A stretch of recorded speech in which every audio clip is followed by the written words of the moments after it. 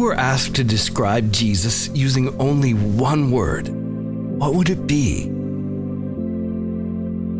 Savior? God? Shepherd? Companion? Rabbi? Wise man? Honest? Maybe that's the word. Or maybe it's real. Jesus was a person who was deeply tangible. He consistently told people that the way they perceived reality was not actually the way things really are. He called out the plot behind the story.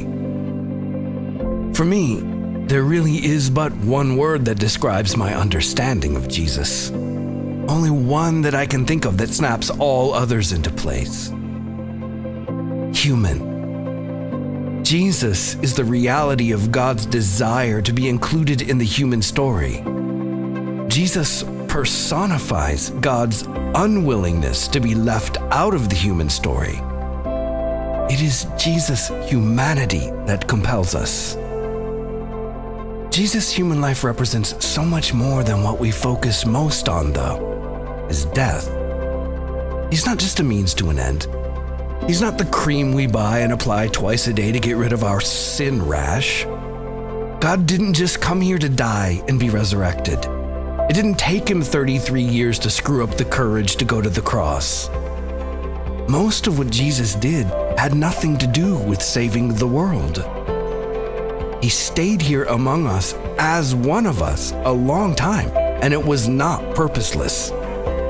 He came to show us what you and I are supposed to look like.